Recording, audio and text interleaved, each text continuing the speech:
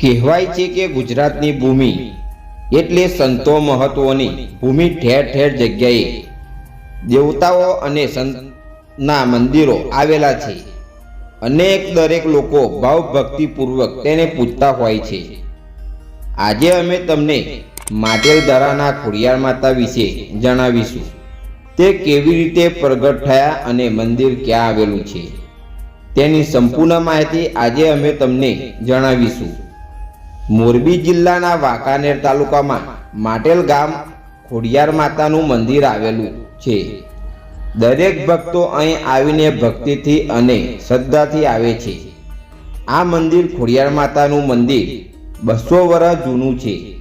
એવું કહેવાય છે કે ગુજરાતમાં મુખ્ય 3 ખોડિયાર મંદિર જોવા મળે છે. એક ગઢધરા, રાજપરા અને આ ત્રીજું માટેલ.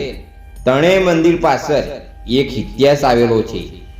લોકવાયે પ્રમાણે ખોડિયાર માતાજીનું અસલી નામ જાનબાઈ હતું અને તેને 6 બહેનો હતી, જેના નામ આવડ, જોગડ, તોગડ, બીજબાઈ, હોલબાઈ અને સોસાઈ. અને ખોડિયાર માતાનું નામ દેવળમાં અને પિતાનું નામ મામડિયો હતું, જેનો જન્મસ્થળ ભાવનગર જિલ્લાનું રોહિસાડા છે. માટેલમાં ખોડિયાર માતાના મંદિરમાં સોના અને ચાંદીના 17 છે. અહીંયા એક પાણીનો ધરો પણ આવેલો છે, જે ક્યારે ઉનાળામાં પણ ફૂટતું નથી, એટલે જ તેને માટેલ ધરાવાળી માતાજી કહેવામાં આવે છે. આ ગામમાં પાણી ગળ્યા વિના જ પીવાનું પથ્થા છે. કહેવાય છે કે આ માટેલ ધરામાં માતાજીનું જૂનું સોનાનું મંદિર આવેલું છે, જેને જોવા માટે બાદશાહ 999 કોસ પાણી ખેંચવા પ્રયત્ન કર્યો હતો અને પાણી ખેંચી લેતા સોનાનો શિખર દેખાણું હતો. અને ત્યારબાદ માતાજીએ પાણીનો પોકાર કરીને બોલાયા અને બધું જ પાણી છે તેને ખેંચ્યું હતું. તે પાછળ ધર્મ જતું રહ્યું. આ રીતે માતાજીએ પોતાનો પરચો પૂર્યો હતો. ત્યારથી જ લોકો માટેલ ધરાવાળી ખોડિયાર માને ખૂબ જ માને છે. માટેલ ગામમાં પ્રવેશ કરતા જ પહેલા માટેલિયો ધરો આવે છે. ત્યારે દરેક ભક્તો એવી શ્રદ્ધા રાખે છે કે જ્યારે માટેલ ગયા હોય ત્યારે પહેલા માટેલ ધરામાંથી પાણી માથા પર ચડાવવો. ત્યારબાદ અહીં એક વરખડીનું વૃક્ષ આવેલું છે, જેની નીચે ખોડિયાર માની 2 બહેનો જોગલ અને તોગલ બંને ઊભા છે. ત્યારબાદ માટેલ ધરાની બાજુમાં એક નાનો ધરો આવેલો છે, જેને ભાણેજિયા ધરા તરીકે ઓળખવામાં આવે છે. ભાણેજિયાની બાજુમાં ખોડિયાર માતાનું મંદિર આવેલું છે. જૂના મંદિરમાં સોના અને ચાંદીના 17 પણ છે.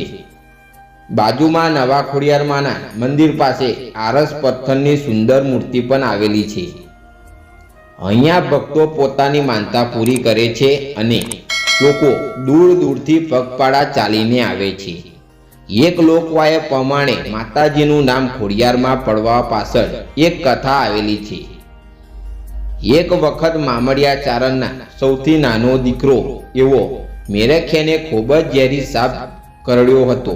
ત્યારે તેના માતા પિતાને વાત સંભળાતા જ તેના માતા પિતા અને તેની બધી જ બહેનો જીવ અદ્રક થઈ ગયો હતો અને ફટાફટ ત્યાં મેરખ્યા પાસે પહોંચી ગયા હતા અને દરેક વિચારવા લાગ્યા હતા કે આ જીવ કેવી રીતે બચાવી શકાય અને સાપનું ઝેર કેવી રીતે દૂર કરી શકાય. ત્યારે કોઈ બોલ્યું કે જો પાતાળ લોકમાં નાગરાજ પાસેથી અમૃત કુંભ સૂર્ય ઉગતે તે પહેલા લઈને આવવામાં આવે તો તેનો જીવ બચી જાય છે. ત્યારે તેની સાથે જ 7 બહેનોએ પાતાળમાં જવાનું નક્કી કર્યું હતું, પરંતુ સૌથી નાની બહેન જાનબાઈએ નક્કી કર્યું આ સાંભળીને. ત્યારબાદ એવું નક્કી કરવામાં આવ્યું કે સૌથી નાની બહેન જાનબાઈ પાતાળમાંથી કુંભ લેવા માટે જશે. ત્યારબાદ જ્યારે જાનબાઈ કુંભને બહાર આવતા ત્યારે તેના પગમાં ઠેસ વાગી અને ત્યાં તે થોડા ટાઈમ માટે રોકાઈ ગઈ અને તેના માતા પિતા વિચારવા લાગ્યા કે જાનબાઈ હજી સુધી કેમ નથી આવી. જાનબાઈને પગની ઠેસ વાગતા જ તે ચાલી શકતા ન હતા. ત્યારબાદ જાનબાઈ મગરની સવારી કરીને ત્યાં પહોંચી ગયા. ત્યારથી જ ખોડિયાર માતાનું વાહન મગર છે. ત્યારબાદ જ્યારે તેઓ પાણીની બહાર આવ્યા ત્યારે ખોડાતા આવ્યા હતા, એટલે જ તેનું નામ ખોડિયાર પડ્યું હતું.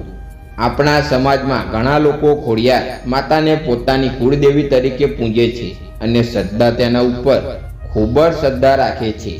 જો કોઈ શ્રદ્ધા અને ભક્તિભાવથી ખોડિયાર માતાની પૂજા કરે તો તે પસંદ થાય છે અને દરેક સમસ્યા દૂર કરે છે અને દરેક મનોકામના પૂરી કરે છે. મિત્રો, આ વિડીયો તમને ગમી હોય તો કોમેન્ટમાં જય માં ખોડિયાર લખવાનું ભૂલતા નહીં. જય માં ખોડિયાર.